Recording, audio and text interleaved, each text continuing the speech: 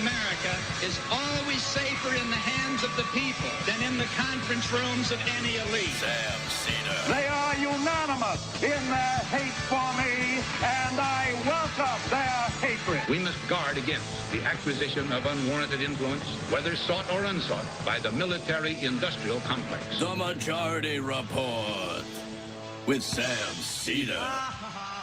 And I get the feeling you've been cheated.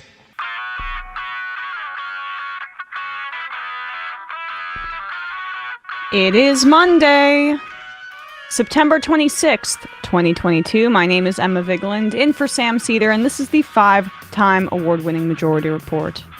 We are broadcasting live steps from the industrially ravaged Gowanus Canal in the heartland of America, downtown Brooklyn, USA.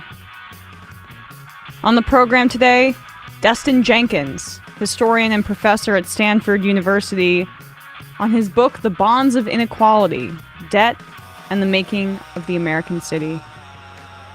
Meanwhile, the far right was victorious in Italy's elections yesterday, electing the coalition led by Giorgia Meloni, who ran on an anti-LGBTQ, anti-immigrant platform. This follows the rise of the far right in the halls of power in Sweden as well. Protests in Iran reached their 10th night after the death of a woman named Mahsa Amini, who died in custody of police for dressing improperly. Dozens have been killed in these protests and hundreds have been arrested or injured. Back in the U.S., intelligence officials have resumed their probe into the classified documents that Trump kept at Mar-a-Lago after the appeals panel sided with the DOJ. New polling on the DeSantis Martha's Vineyard stunt has come out. Reuters found that only 1/3 of Americans support sending migrants to other states.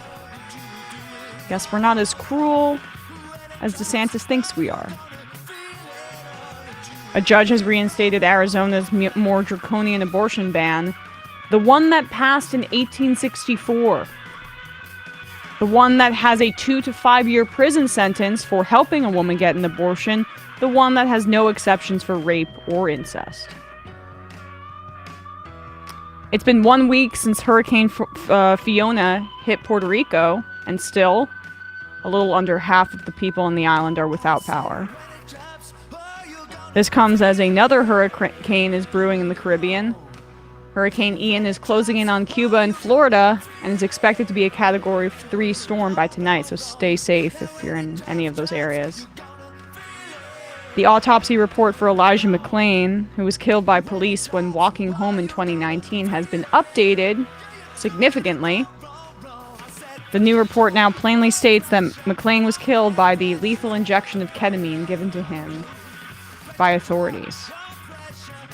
And lastly, Elon Musk is scheduled to be deposed in his legal battle with Twitter after he backed out of that deal in July. That was one pricey PR exercise, Elon. All this and more on today's Majority Report. Welcome to the show, everybody. I hope that you had a lovely weekend. I am in for Sam, who is celebrating the new year. And I'm here with Bradley and Matt to kick off the week. Hello, everybody. How was your weekend? Good afternoon. It was pretty good. I was at a wedding in Vermont. It was very fun. I'm pretty hungover, but no complaints. Yeah, I was at a wedding on Saturday, and now I'm realizing that my hangovers for events like that last 48 hours at the very least.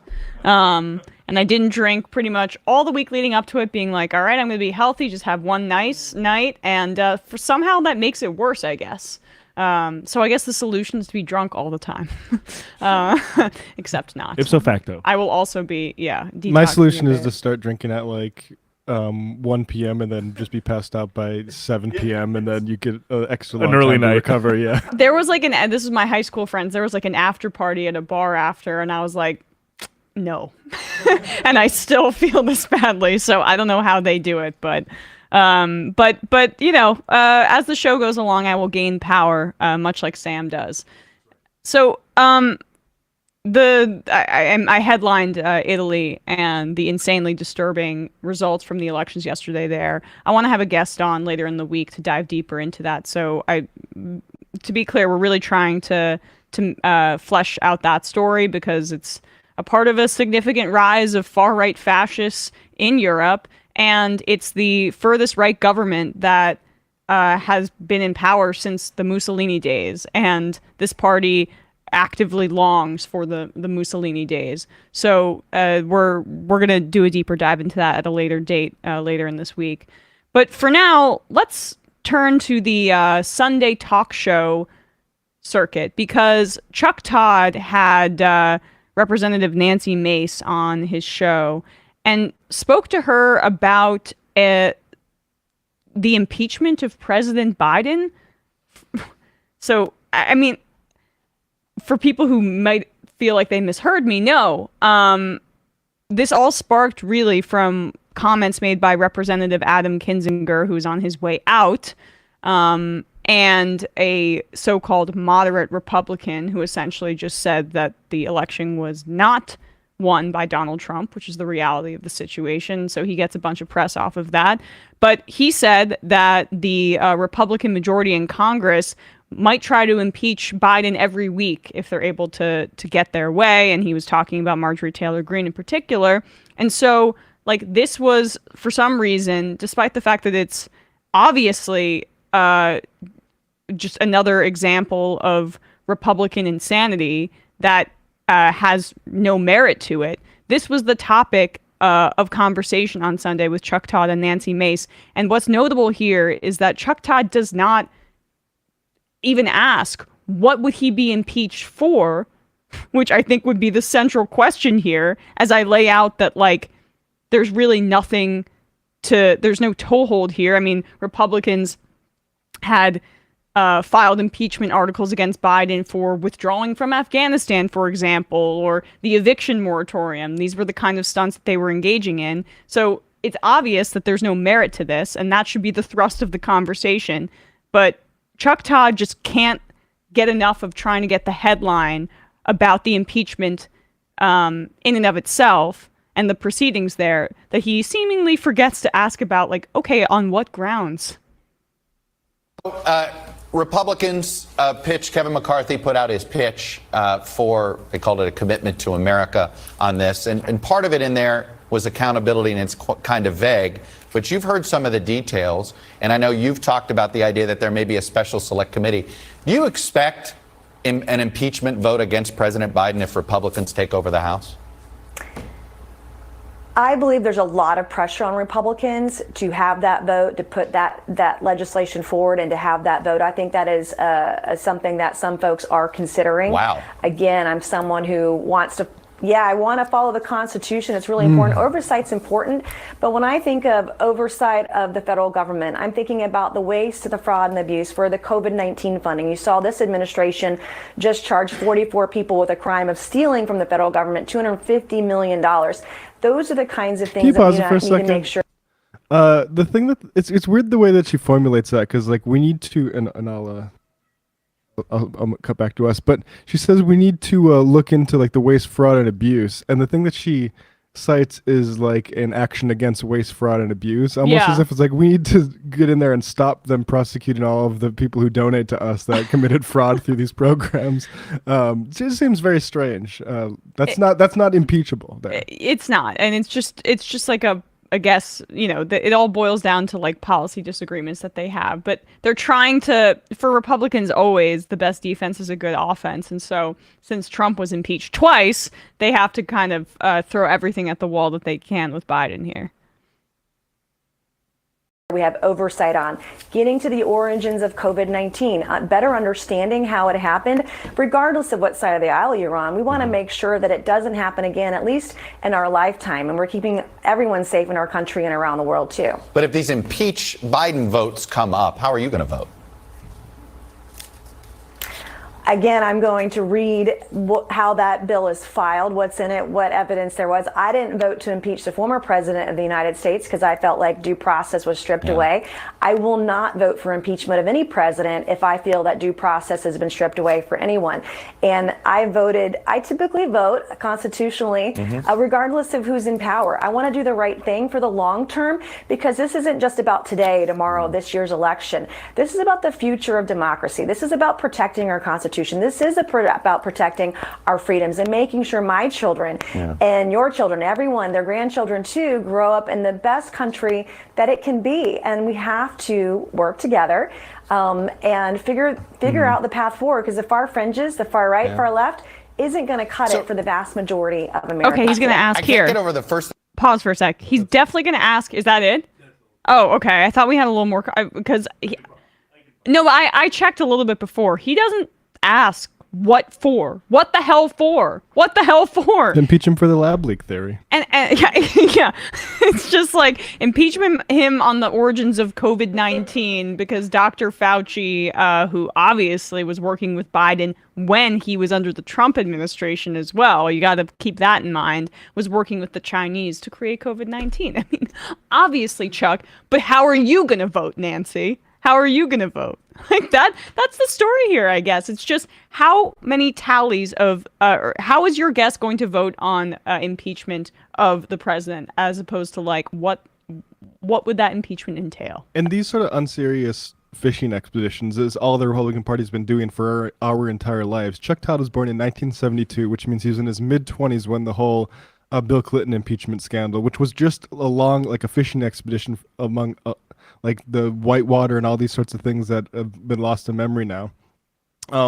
Corruption politics, basically. Like, this is why you see how they're going after Lula, or they went after Lula, for instance, too, right? Like, this focus on corruption politics. And this is, the Republican Party's been doing this, the Benghazi thing, we saw that too.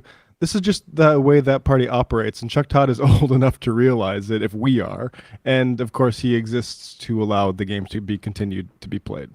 And to break news in his own way, right? Which is just like, Nancy Mace says that she will vote to impeach President Biden. That's the thrust of like what he wants to pin down. And which is a strong propaganda message for the Republicans, because a lot of people don't necessarily see or won't even read the headline, but that's a headline, right? Yeah. Like and Biden must have done something to justify it. Stripping the context out of,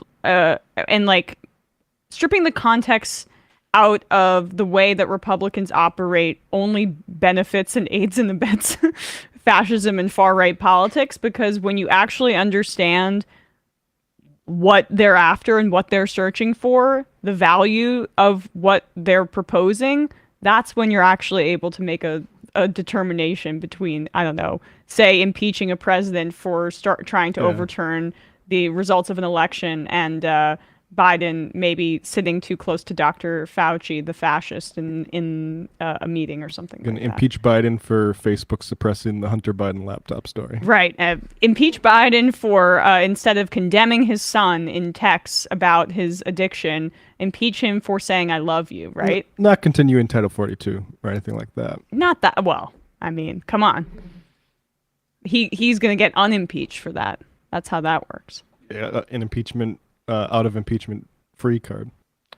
Bill V writes in Chuck Todd's defense, he did say wow in response to impeachment on Biden. You're right. There was a response there. That was more of a wow. We got the news commodity clip that we were angling for.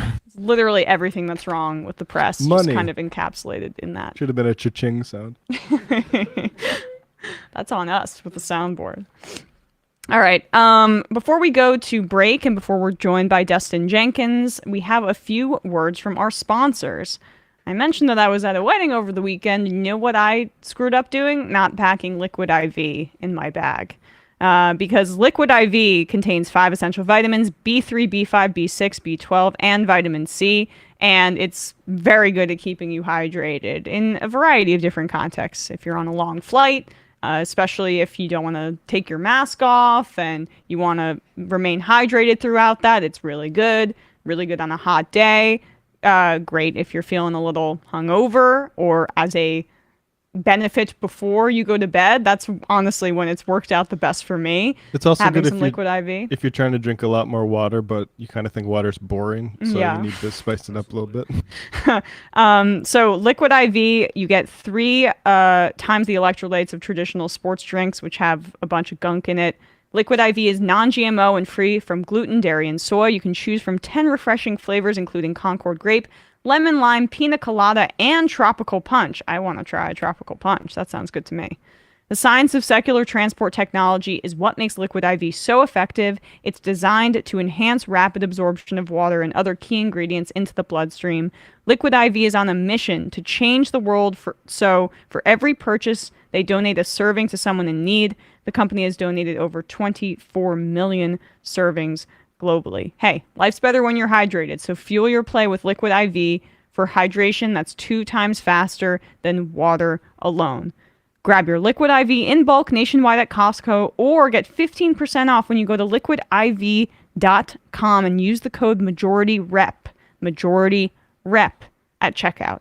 That's 15% off anything you order when you shop Better Hydration today using the promo code MajorityRep at liquidiv.com. It's a staple in my household. I use it all the time. I couldn't recommend it more highly.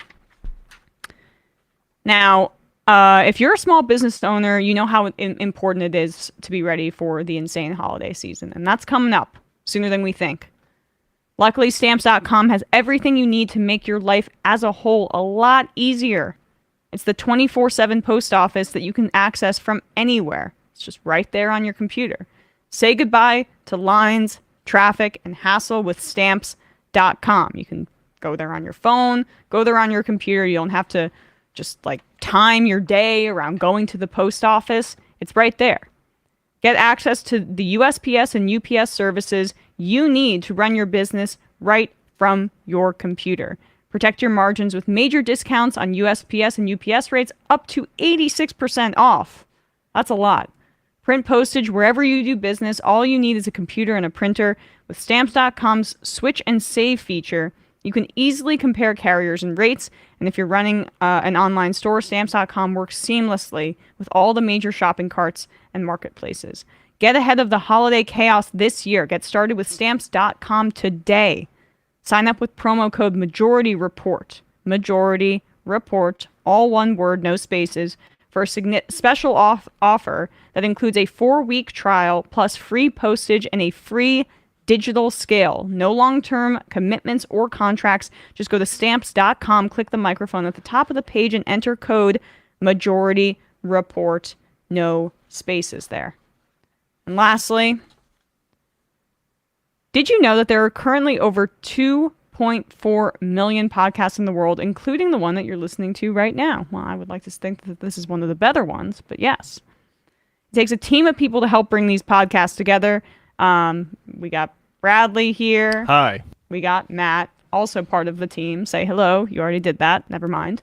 But needless to say, hiring the right people for these roles is important. And luckily, we have hired the right people. And whether you're hiring for a podcast or for your growing business, there's only one place that makes it easy: ZipRecruiter.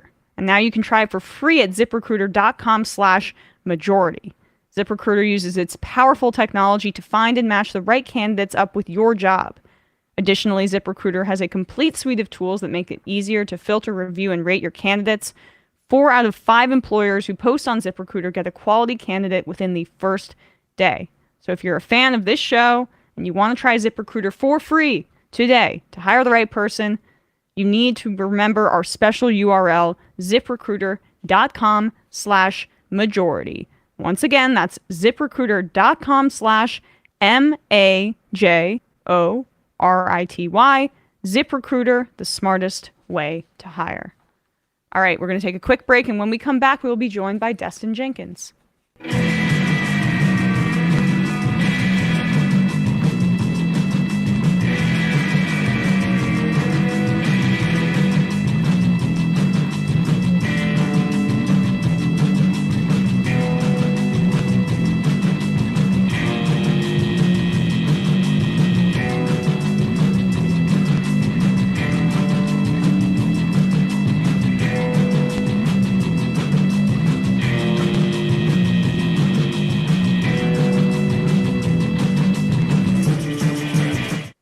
We are back, and we are joined now by Destin Jenkins, historian and professor at Stanford University, on his book, The Bonds of Inequality, Debt and the Making of the American City. Destin, thanks so much for being here today.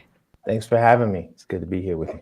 Of course. So your book really zeroes in on the mid-20th century cities in America and just how the construction of those cities essentially codified the inequality there.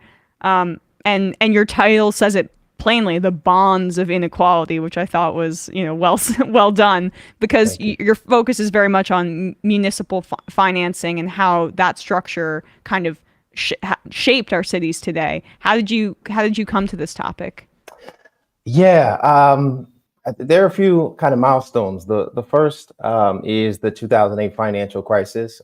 I think for so many of us interested in the kind of progressive politics, for me at least, was thinking about finance, financial processes, financial institutions. And so 2008 is this kind of fallout. Of course, it dovetails eventually with the movement for Black Lives. So basically trying to think about the brick and mortar of inequality. And so from that point on, right within that context, the Detroit bankruptcy of 2013 was huge for me, because here we start to think about a predominantly Black city at that point in time, thinking about bankruptcy and who's going to take a haircut, who's going to be paid in full on their various obligations, and what is the obligation of a city like Detroit to its long-term residents. And all of that stuff was wrapped up in municipal bond finance. I mean, since there's been a great deal of reporting and work done on, for instance, regressive fees and fines. So, there's a bunch of us really interested in municipal finance, which oftentimes seems a kind of humdrum, mundane, boring area of study, but it's where so many ethical, political, and fiscal decisions are made, which materially affect the quality of water in that flow through our pipes, whether we have potholes in our streets, and all of that stuff is wrapped up with the ability of cities to issue a bond and the terms that come with it. You mentioned Detroit there, and as soon as I think of that crisis, I think of the concept of the emergency manager and how racialized that phrase is, and what it means for who needs to have an outside manager to determine the state of their city.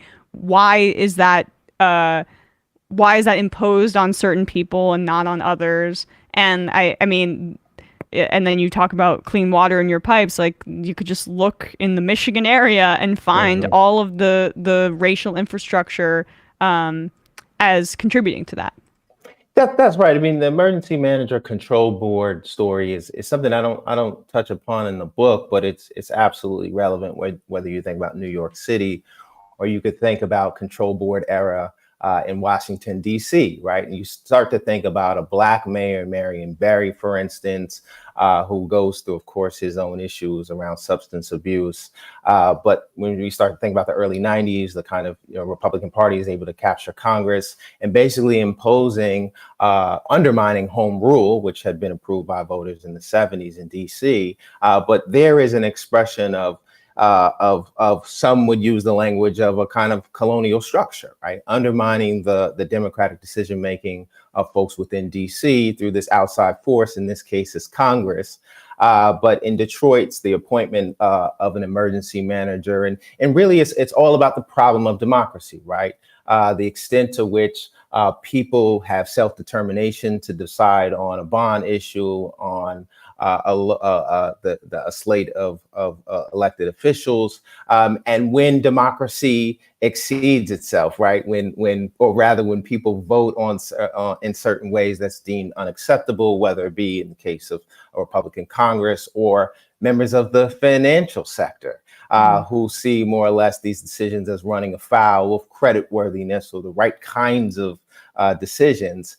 There is a set of mechanisms, whether it be in the form of the control board or otherwise, to undermine the vote, to undermine the decisions of an electorate. But you don't need a control board structure for this kind of undermining of democracy to take place. I mean, this is one of the things I talk about in the book. We talk about municipal finance as historically a technocratic sphere. with people who have been appointed. And it's largely seen as, when we start to think about the modernization of municipal finance in the 1930s, there's a conviction that we need to insulate matters of revenues and expenditures and debt from popular input. Some of that is well taken. It's a legacy of boss, it's kind of boss rule, boss tweed, and the kind of patronage system that was so embedded in municipal finance. But modernization in this context in the 1930s means technocratic governance. And so you're going to see people with the expertise, the know-how, who are going to be appointed to local screening committees, for instance, to decide what bonds even get placed before voters. And that's in the 1940s, right? So before that is to say the control board structure, which we see really proliferate post 1975 in the context of the fiscal crisis in New York. There are already ways to kind of insulate city finance from what's seen as the problem of too much democratic popular input. Yeah, and I want to get into more of the nitty gritty in your book in a second, but just what's so central to these debates as well is who is worthy of debt and who is not worthy of debt, and debt as a kind of disciplinary tool on certain populations that are running afoul of what these technocrats, I guess, like want, or what is fiscally responsible, but that brunt is felt by communities of color almost always, more often than not. And it's also central even now when we're talking about student debt, right, as like a disciplinary tool for certain people. But these themes are transcend centuries, right, and is central to what you discuss. That's right. I mean, this idea of worthiness is, it speaks to the kind of ethical dimensions of indebtedness. You mentioned it with student debt. And arguably, I mean, there's a set of ethical considerations, certainly political considerations across a variety of debt: student debt, housing indebtedness, municipal debt. And so that's one of the things I talk about in the book in the context of, post-World War II, American cities, and of course the kind of the existential crisis really for American cities, which is suburbanization, right? Especially of a white middle class that's receiving all kinds of subsidies, being pulled to the suburbs, and cities, for instance, in San Francisco, which really is the focal point of the book. Have to figure out, okay, given the fact that we're sort of landlocked, not a lot of land mass, how do we find ways to either keep folks from leaving to go to the suburbs, or how do we create the amenities that's going to be something of a kind of consumer playground for suburbanites when they come back to go to, say, a baseball game or come into the city to work. And so what you see is, the worthiness piece is which kinds of projects should be elevated, which kinds of infrastructure projects should be elevated in pursuit of that kind of approach to economic growth, and again, avoiding the horrors of urban decline, and which kinds of neighborhoods should receive infrastructural investment. Which neighborhoods, for instance, in Southeast San Francisco, and in this, the Hunters Point neighborhood is not alone in this respect. We see the kind of Black migration to the city, to that part of the city, and we see years and years of systematic, I wouldn't even call it divestment. It's just a lack of investment, essentially allocating bond proceeds and borrowed funds to other neighborhoods in the city. And so there's a worthiness piece as well, not just in terms of which projects are worthy of taking on debt, but which neighborhoods will receive that kind of investment. And so that's something I talk about in the book in terms of worthiness, which really, again, thinks about pushes us to think about not just the fiscal, who services debt, what means, right, whether it be property taxes or sales taxes or some other revenue source, but who ultimately benefits, and who's going to actually see the infrastructural improvements in their lives. And we see that as a further generator of inequality. And so that's the title, The Bonds of Inequality, thinking about the ways in which municipal bonds can exacerbate racial, wealth, spatial inequities in ways that have been previously underappreciated. So yeah, take us to the New Deal era and the post World War II era, when this kind of municipal bond system begins to take hold in a lot of these cities looking to expand, and in that period. How did that municipal bond system work, and what like structures allowed for that municipal bonds to become dominant in these cities? Yeah, it's a really great question. I mean, just to kind of take a step back, I mean, their cities or states and their political subdivisions have been issuing municipal bonds since at least the early 19th century. I mean, there's some discussion, I suppose, about when the kind of origin story begins with relying on debt to fund infrastructure. But the early 19th century is a good point. So we're thinking about states during that early 19th century period playing the dominant role. We see the kind of panic of 1837, the kind of financial collapse, and then local governments take on more and more of a role in funding infrastructure projects. Basically, in the late 19th century, it's largely in terms of privatized development. So this kind of upsets the notion of like when privatization begins. Great work from historian Robin Einhorn focuses in on Chicago, to basically thinking about cities like Chicago issuing debts, but for, more or less the elites of the city. The early 20th century, we see that what's described and known as progressivism. So the sense that actually cities need to borrow on behalf of the public to combat the ills of urbanization and industrialization. Very important to note that from the beginning, or at least from that point, that progressivism or progressive debt finance takes the form of separate but equal, right? So we're talking about segregation that's built into that early 20th century story of the bond market. So this is why in the book, I use the word rekindles, right? So thinking about the New Deal in the context of the Great Depression, kind of fallout of various of defaults across various types of debts, the property tax delinquency in cities, basically cities, struggling as in the residents in cities struggling. And so it's in this cauldron of trying to figure out, well, how do we get people back to work through infrastructure projects? And so the New Deal becomes this moment, specifically the Banking Act of 1933, which is, really important for me, as rekindling this older reliance on debt finance, when it arguably didn't have to be that way. I mean, you could think about the socialist Upton Sinclair. He's thinking about in poverty in California, he has this sense of this vision of how he ends poverty in California if he were to be governor. And so he proposes this idea of a California authority for money, which would, through an authority structure, issue $300 million in bonds. It would be staffed by political appointees, including Wall Street defectors.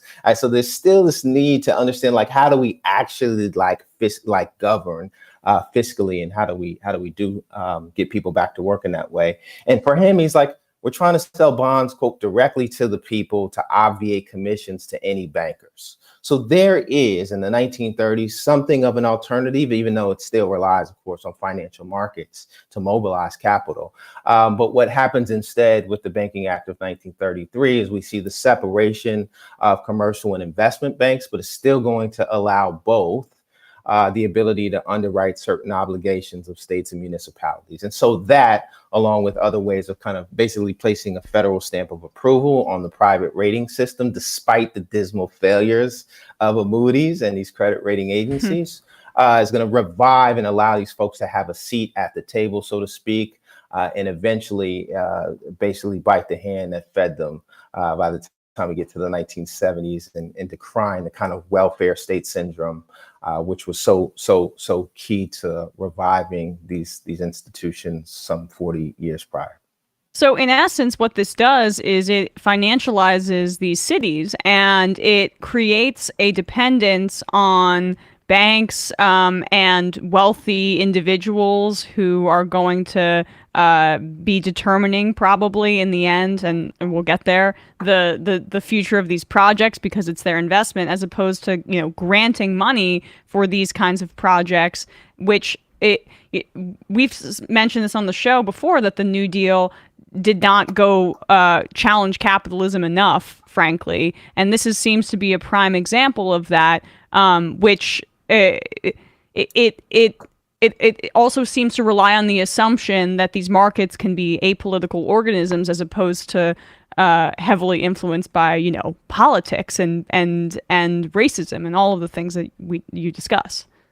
Well, I mean, you said it. You just said it. I mean, that's a brilliant, excellent synopsis. So thank you for that. I mean, I guess let me just sort of elaborate on a few things. The first is you got the word dependence, and that's really what the book is trying. It begins with that question of why it is that American cities are dependent on a set of unelected actors who I describe in the book as a fraternity, who really depend on vibes, even as they sort of elevate a kind of set of technocratic discourse of debt ratios and so forth, but a kind of sociality that is deeply patriarchal, deeply elitist and racist, to build trust in order to form syndicates, which are going to be key to buying and underwriting various bond issues across the country. So it's trying to think about that story and of dependence, because it doesn't have to necessarily be that way. I remember reading an article kind of published in the context of the New York City fiscal crisis that talked about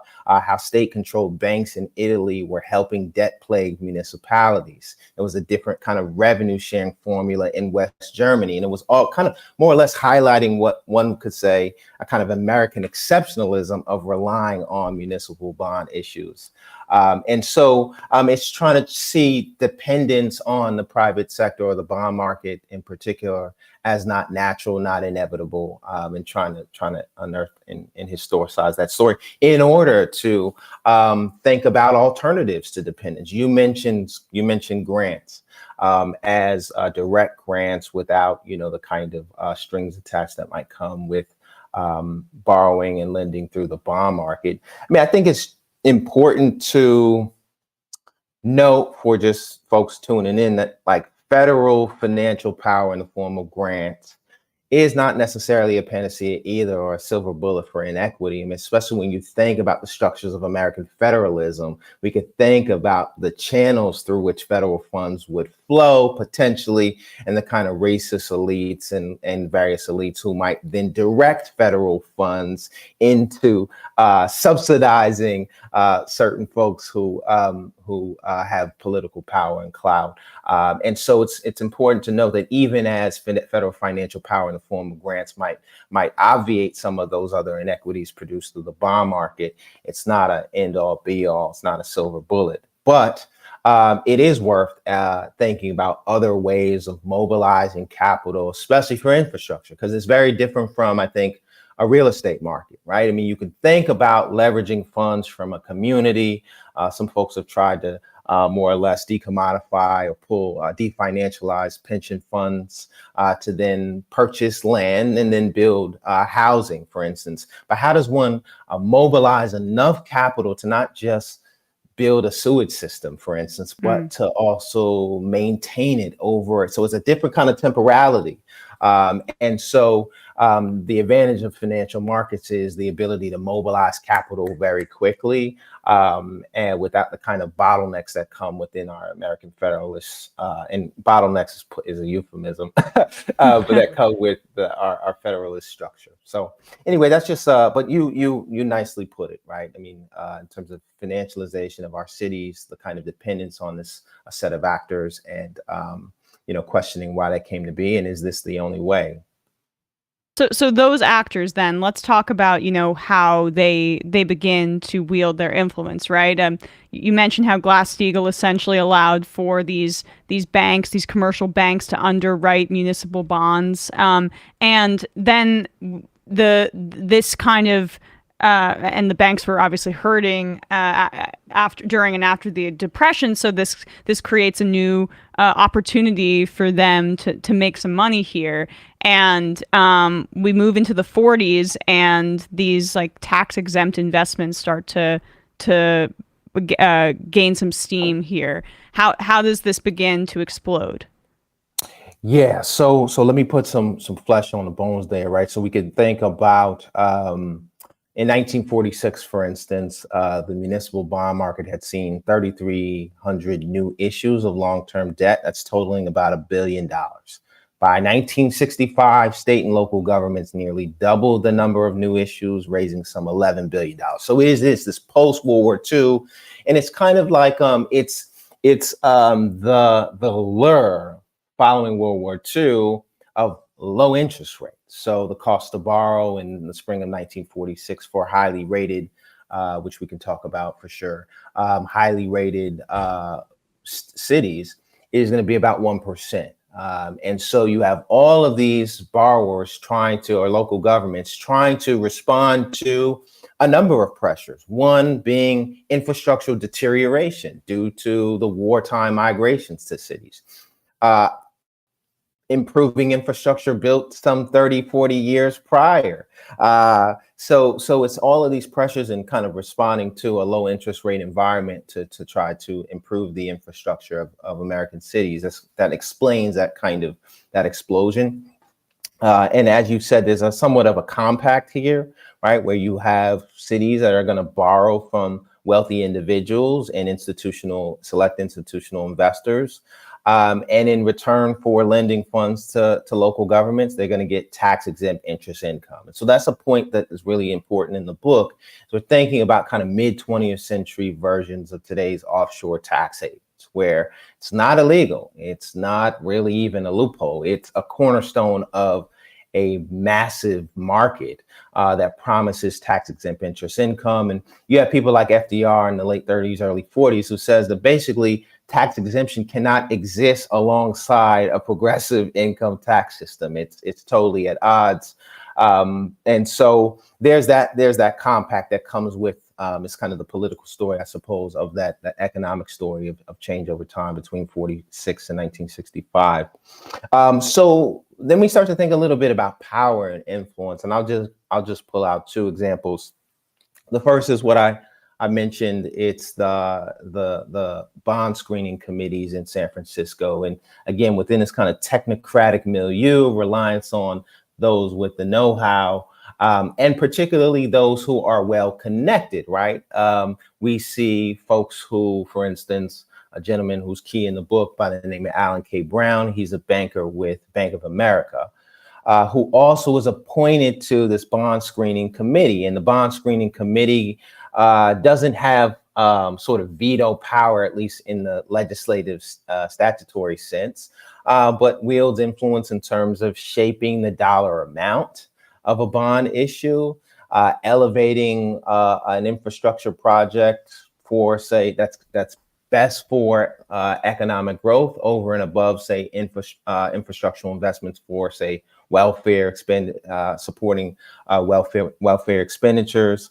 And so the influence there, it's not like a one-to-one power relation per se, but the reliance on folks who are market makers to then shape issues long before voters ever see it is one way in which influences these actors and folks within the financial sector in particular exercise influence. And really, we're thinking about like, okay, the elevation of members of a financial elite over above the everyday citizenry who ultimately has to service the debt. And that's the argument in the 1970s, the kind of progressive left San Francisco Bay Guardian looks at the bond screening committee and says, but these guys don't even live in San Francisco. They live in like Walnut Creek, you know? And so they're appointed to this committee and then shaping which kinds of projects the city ultimately takes on. And so questioning that kind of power form of influence.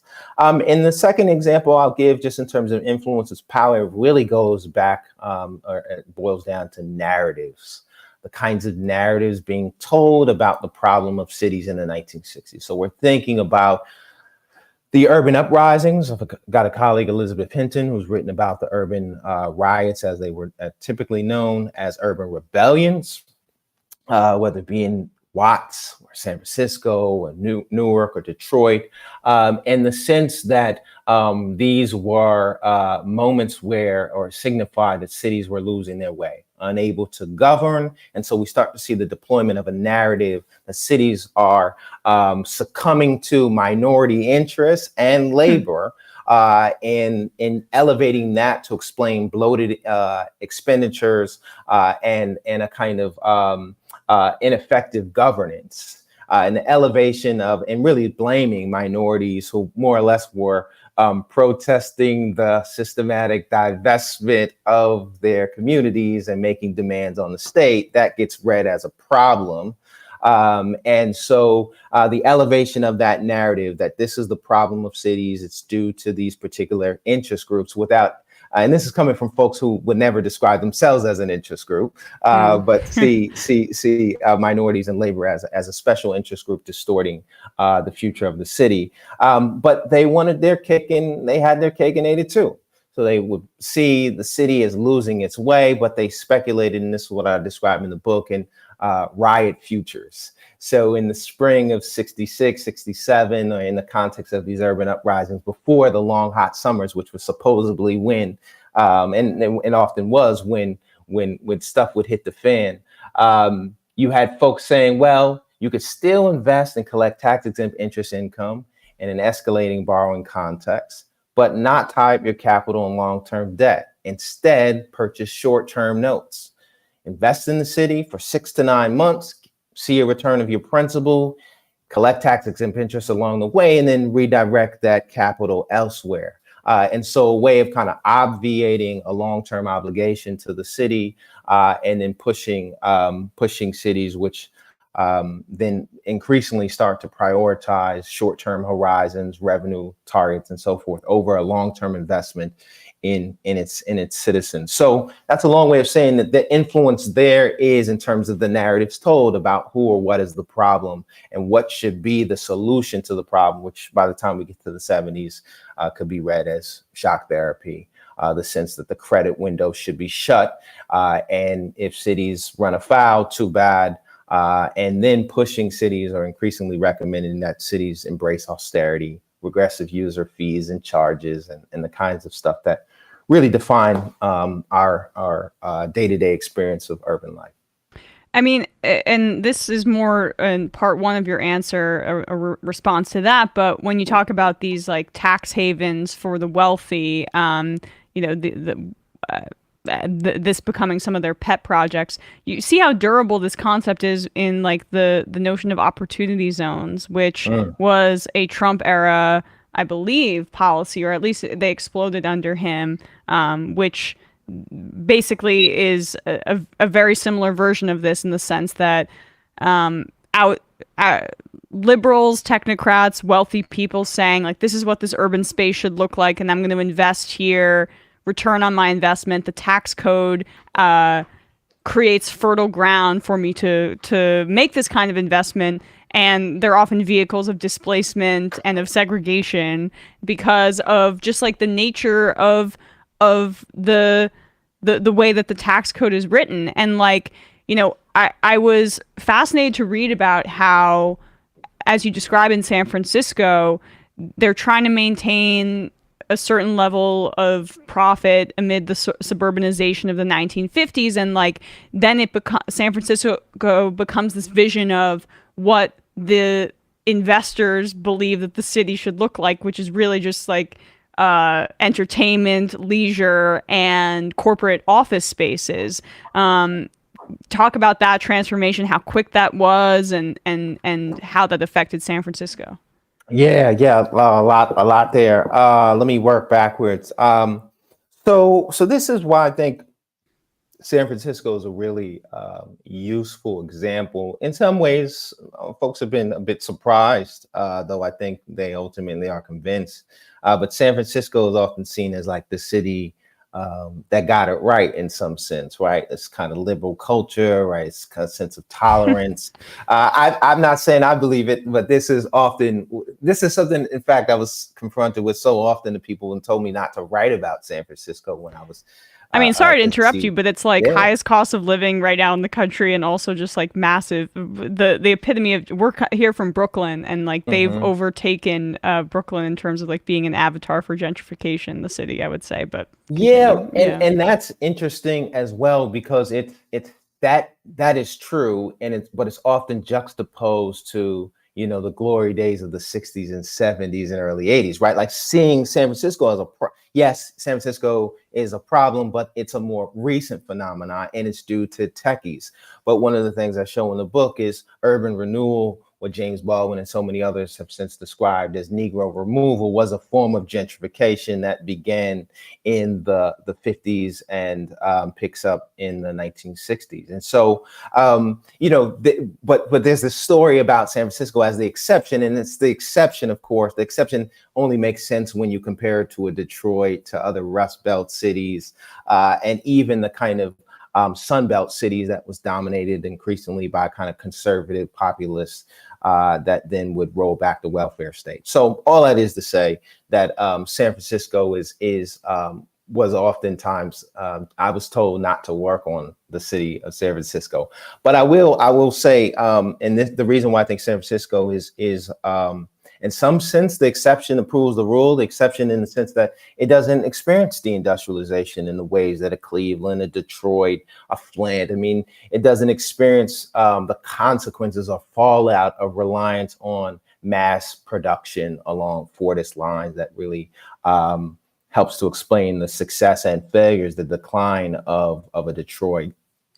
Instead, San Francisco sort of begins this kind of industrial dislocation in the early 20th century and ties itself to the fire sector. I mean, you guys are in New York, so we're thinking about finance, insurance, and real estate, and trying to use land for financial services.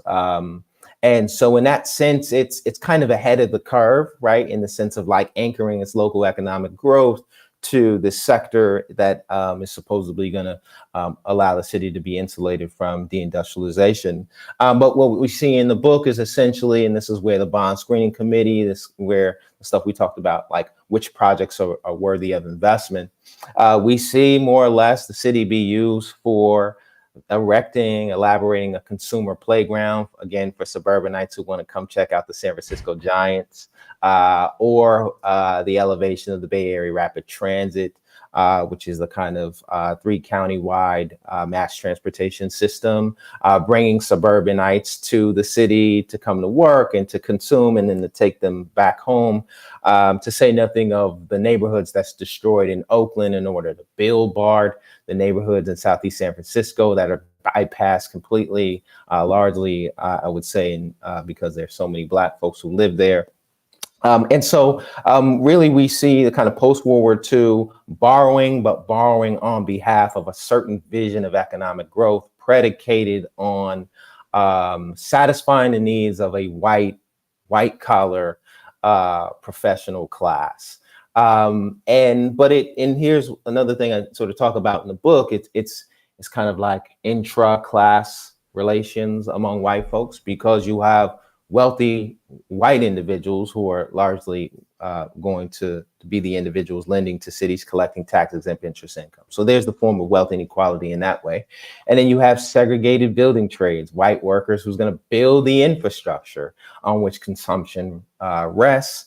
And then, of course, the infrastructure that's going to allow for consumption for a white middle class. And so there you have white working class, white middle class, and a white upper class is really going to benefit from this post-World War II debt compact until the edges start to fray in the late 60s for various reasons. Again, whether it be from the banker standpoint, because cities are succumbing to minorities and labor unions, the macroeconomic context of the rising cost to borrow. And so the late 60s is really when it's kind of the crescendo for the book, and I think for cities and local government borrowers more generally. And it's from that point in time, you have more and more folks, and here's, I guess, the political story, more and more folks, it's described as the minority revolution. Basically, you could think about the civil rights revolution saying, look, we've been servicing debt for 15, 20 years. We've gotten very little in return. We haven't gotten any political positions. We haven't been appointed to, say, public utilities commissions. In fact, we've seen our neighborhoods destroyed through the issuance of various debts. And enough is enough. In the exercise of political power, for instance, at the ballot box by saying, we're not going to vote for these issues. In fact, we're going to say, vote no on these city spending priorities. And so there's the sense of a 20-year the downstream effects of a 20-year debt compact, where folks have greater awareness and reject what the city is selling, so to speak. And then you have the kind of the sense among folks within the financial sector that cities have lost their way, a kind of revolting image of the city as people are launching their own revolt against the city's spending priorities. So that revolt happens, and at the same time, we begin to see a takeover of austerity politics, particularly affecting, in the context of your book, these communities that are bearing the brunt of the debt in these cities. Just talk about that transition to austerity politics and that kind of taking over in both the discourse and in application for these communities. Yeah, austerity politics is a great way to describe it. I mean, so here's where the book is at once a national story, but there are going to be some regional particularities. So we have a rising cost to borrow, rising inflationary context in the 1970s that's going to collide with arguably be the kind of economic base, if you will, of the Prop 13 and the tax revolt in the late 70s.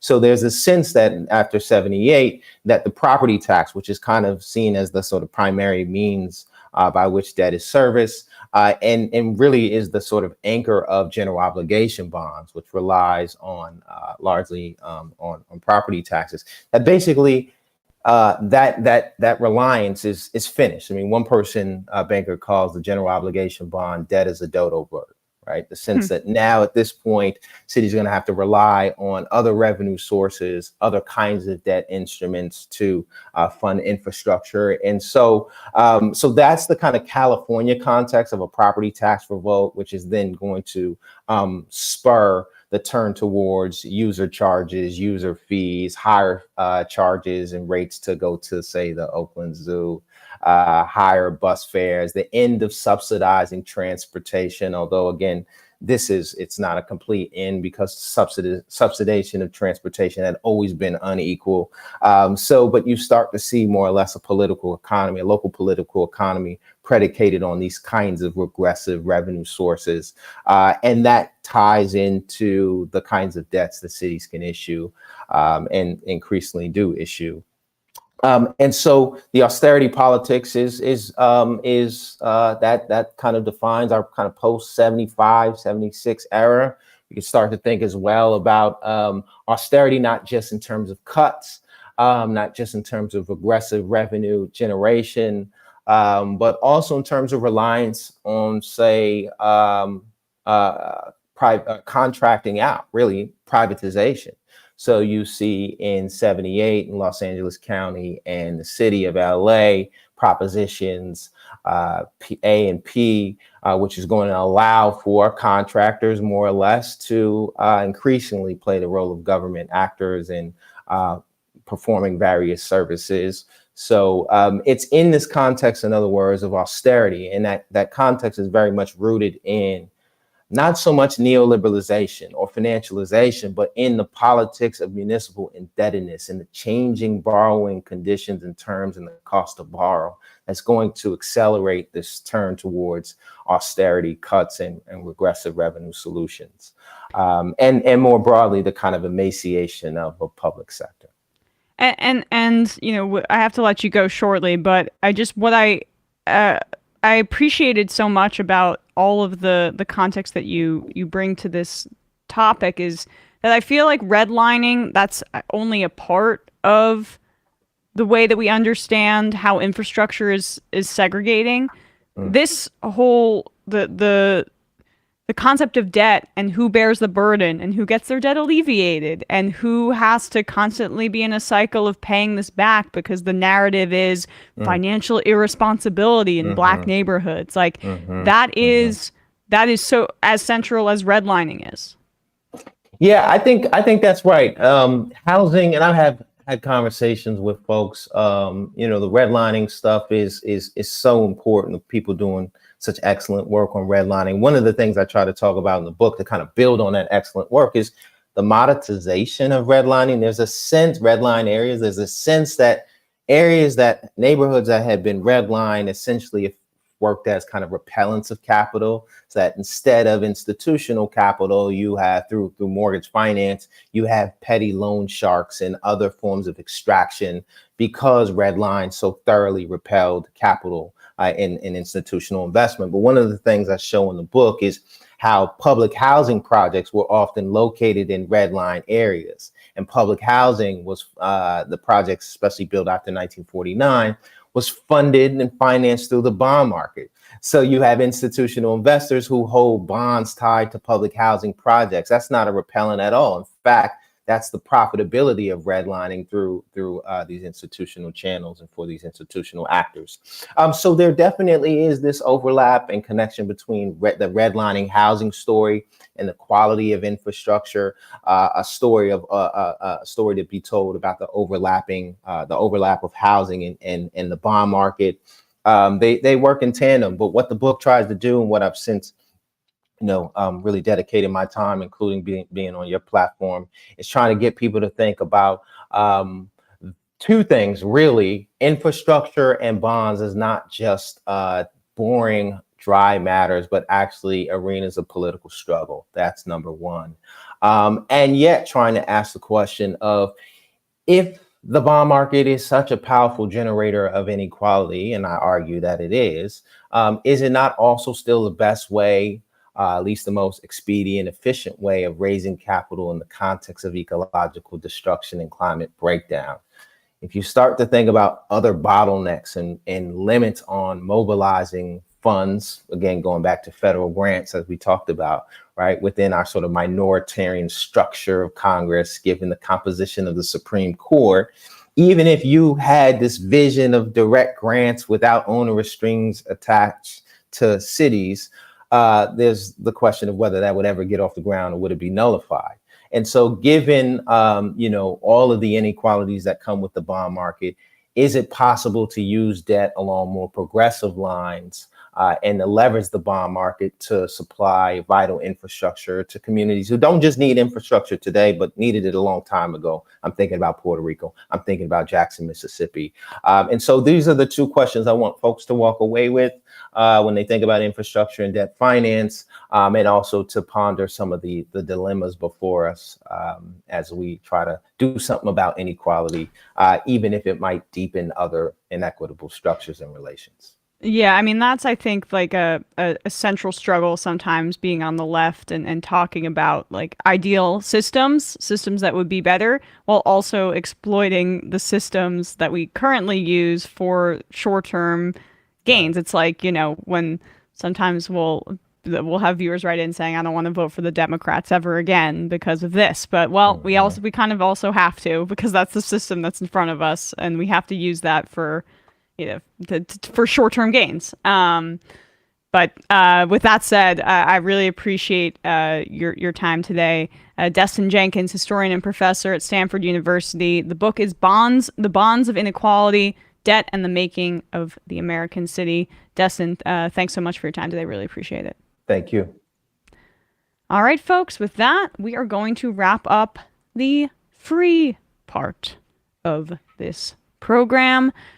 We're going to be taking your calls in the fun half, doing some clips, reading your IMs, 646-257-3920. But first, Matt, what is happening this week on Left Reckoning?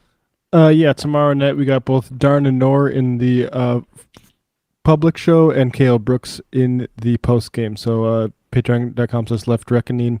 And I said that because I'm blanking on what we released. Chip Gibbons on Julian Assange and revelations about how the CIA spied on Assange in the Ecuadorian embassy through a security firm.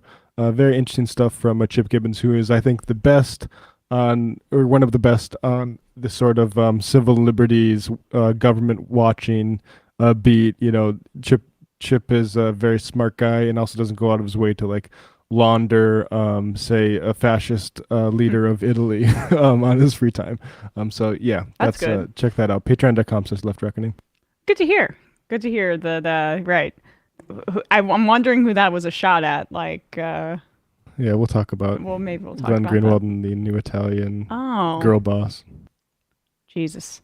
On ESPN today, we will have a new episode. We'll probably talk about how Brett Favre should be in prison.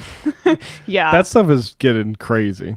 Yeah, Brett Favre gives us new content on ESPN every week, as does the NFL, which I would say this was one of not a fun week 3 in particular, although it was fun for Bradley, who went 3-0 in his picks and now has basically caught up to me in this little competition that we have going on. The house always wins.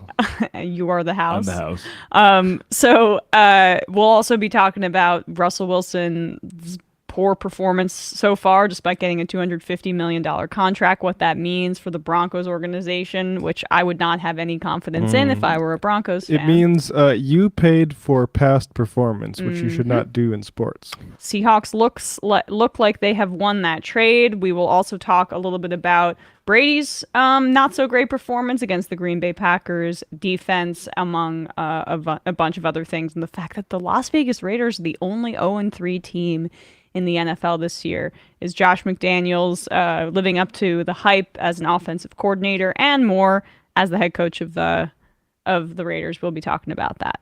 So check that out, 4 p.m. here on the Majority Report channel live, and then you can also listen to us in podcast form. Please rate us 5 stars, ESPN, and subscribe to the channel ESPN Show. That is on how you can find us on YouTube. All right. We will be seeing you in the fun half, 646-257-3920. Bye-bye. See you there. 3 months from now, 6 months from now, 9 months from now. And I don't think it's going to be the same as it looks like in 6 months from now. And I don't know if it's necessarily going to be better 6 months from now than it is 3 months from now. But I think around 18 months out, we're going to look back and go like, wow. What? What is that going on? It's nuts. Wait a second. Hold on for a second. The Majority Report. Emma, welcome to the program. Hey. Matt. Fun. What is up, everyone? Fun. Nomi Key. You did it. Fun. Let's go, Brandon. Let's go, Brandon. Fun. Bradley, you want to say hello? Sorry to disappoint everyone. I'm just a random guy. It's all the boys today. Fundamentally false. No, I'm sorry. Women's... Stop talking for a second and let me finish. Where is this coming from, dude? But dude, you want to smoke this 7A? Yes. Hi, me? Is it? Yes. Is this me? Is it me? It is you. Is this me? Hello? Is this me? I think it is you. Who is you? No sound. Every single freaking day. What's on your mind? Sports. We can discuss free markets and we can discuss capitalism. I'm gonna go start life. Libertarians. They're so stupid, though. Common sense says, of course. Gobbledygook. We fucking nailed him. So...